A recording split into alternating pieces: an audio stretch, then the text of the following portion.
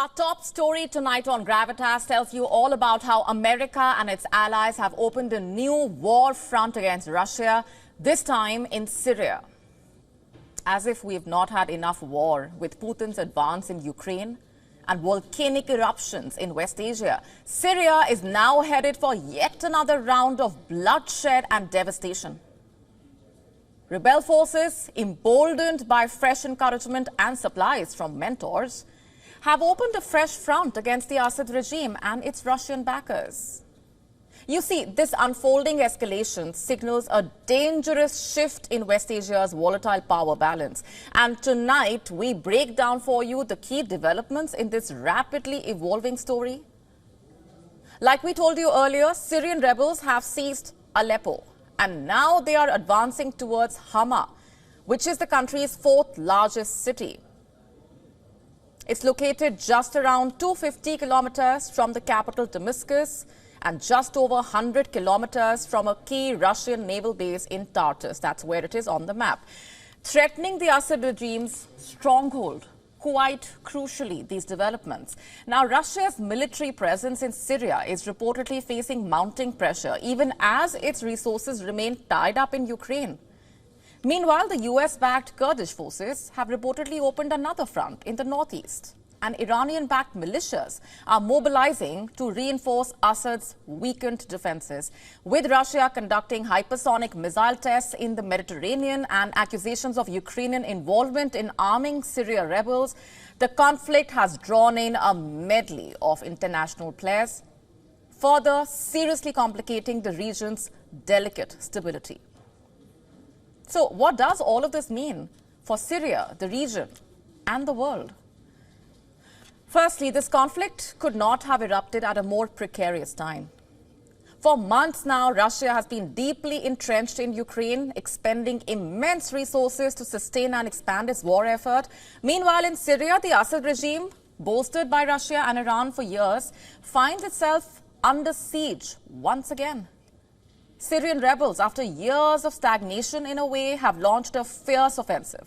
Like we told you, the rebels are now advancing towards Hama, a city that has remained under government control since the civil war started in 2011.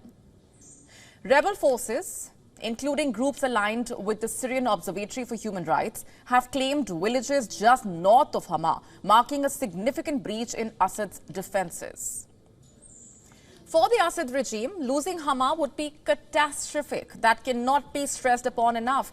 In fact, it will reportedly not just be a symbolic loss, but a strategic blow, given its proximity to Damascus and key Russian military installations.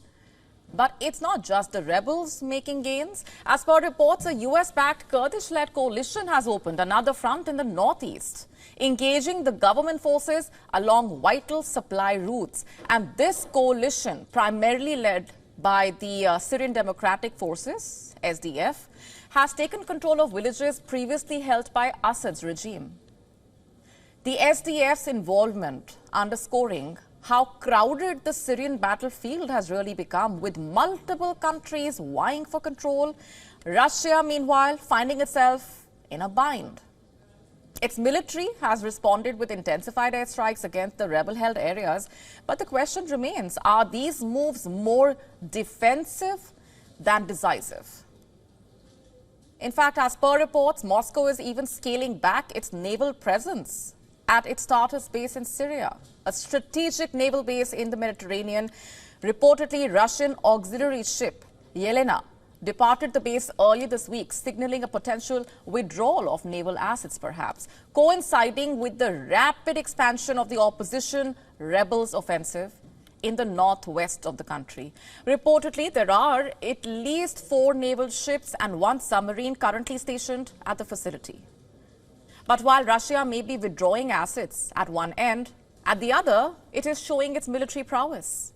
Russia has reportedly conducted high-profile naval and air drills in the East Mediterranean region. Russian vessels reportedly test-fired hypersonic Zircon missiles and a Caliber cruise missile, while an Onyx cruise missile was also launched. In a post on Telegram, Russia's defense ministry said that the exercise was conducted on Tuesday to test the combined activities of Russian Navy and Air Force, and added that precision sea-based missiles were also launched in the eastern part of the Mediterranean Sea.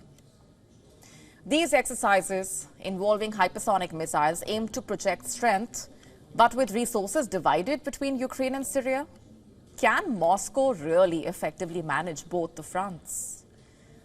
Iran, another key player in Syria, appears to be recalibrating its strategy.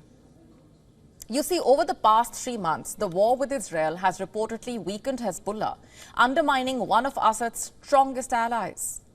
Iran, however, is reportedly stepping up its involvement, with reports of hundreds of Iran-backed Iraqi fighters entering Syria to bolster Assad's forces. Tehran is reportedly exploring the possibility of deploying more troops if requested by Damascus.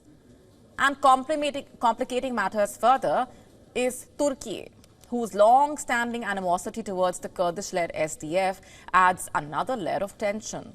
Turkey, in fact, considers the SDF's main fighting force, the YPG, a terrorist organization. Rebel gains near Aleppo have already displaced the YPG from key territories, further destabilizing the region. Meanwhile, Russia has accused Ukraine of providing weapons and training to rebels fighting Assad's government, a claim made by Russia's ambassador to the United Nations. As you can see in that map, Ukraine is located just across the Black Sea from Syria. And if the involvement is true, this would mark a dangerous escalation, as Ukraine's involvement would basically deepen the geopolitical entanglement of this conflict. You can imagine what that would mean.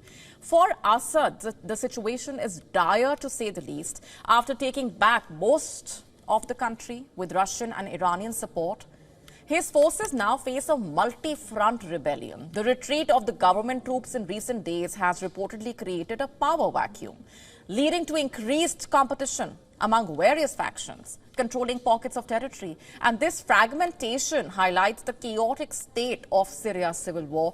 Diplomatic efforts to stabilize Syria remain fragile at best.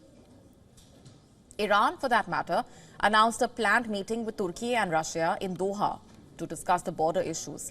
But the complexity of the conflict, with so many actors pursuing conflicting agendas, making a unified resolution seem like a distant prospect at the moment. The timing of this escalation suggesting a calculated move by the rebel forces and their backers to exploit Russia's distraction in Ukraine.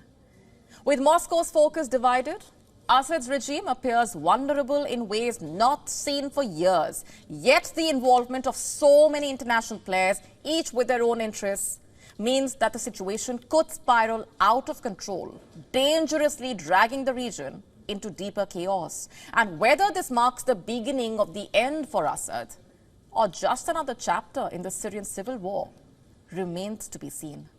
To stay up to speed with the latest news, download the WION app and subscribe to our YouTube channel.